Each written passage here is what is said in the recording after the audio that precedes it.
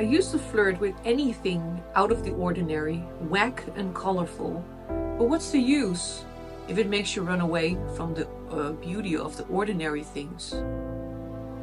It doesn't mean you'll walk away from it. You just sniff another flower every once in a while. What if you might love it?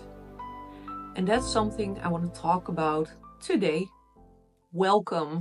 So when I was younger, I used to rebel against anything that was like a worldly thing, worldly people, like very ordinary things. They were important to me. I would rather do anything out of the ordinary and like fantasy things, anything that wasn't real life, you know, because I was raised as a Jehovah's Witness. It was always me and us against the world. That really made me never want to join into society. It's not that I didn't step out a very long time ago. It's quite a long time ago. I said in an earlier video that you can watch on my channel as well, that I think I quit around like my teenage years, like I think 15 maybe, because I didn't believe in it, and because things were like not straightforward to me, and I couldn't believe anything that wasn't straightforward to me. So that is something that was bugging me.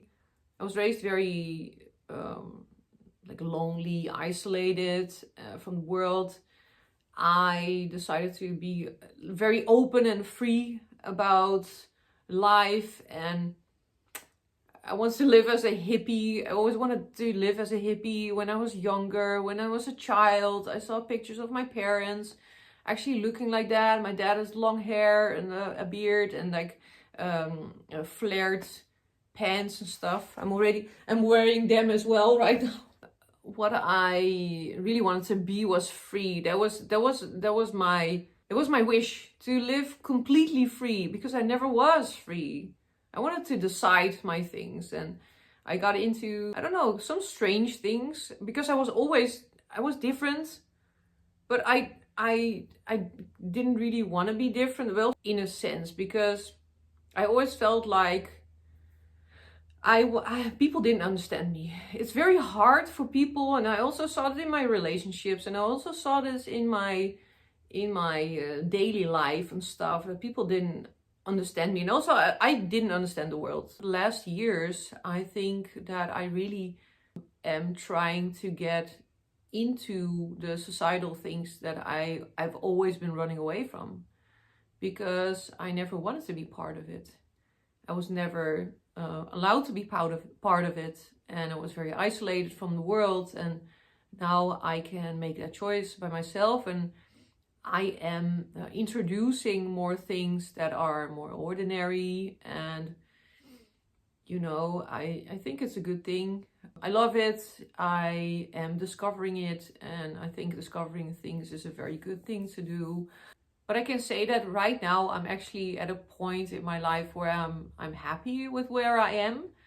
I have been searching a lot over the years. I'm still searching in certain aspects, but also I feel like I've arrived. It's a choice. Right now it's definitely a choice. Not because I should be, but I feel like I want to experience something that I've never experienced before, and that is actually living in this world, like actually giving myself to this world. And that doesn't mean that I'm gonna give myself away and who I am, but I'm flirting with all kinds of things. Like I said, I used to always flirt with the things that were out of the ordinary, and now I actually want to do ordinary things. Because if you were raised as a Jehovah's Witness, you understand how hard it is to actually do things that are more ordinary, because you always fall out of line with everyone, you know. And I think I hardly ever see people talk about this, and I gotta be honest, like I didn't really follow the Jehovah's Witness channels that much. I used to, because it's a topic for me that's coming up every every now and then I'm like, I need to make a video, and then I make a, right now I'm making a video about it, so I'm very happy. What I feel like nowadays is that a lot of people are experiencing that they feel like they cannot be themselves, and I think it also has to do with that I'm almost 40. I'm almost 40. A lot of people are searching for themselves and who they could have who they could have been, or who they could be now right now. I've had the same experience, but right now I'm at a point where I'm like, okay, I can actually choose. You know, it's not black and white. I can choose who I want to be and what I want to do. And sometimes I feel like that other people in my age range are looking for themselves, and especially who they were not allowed to be.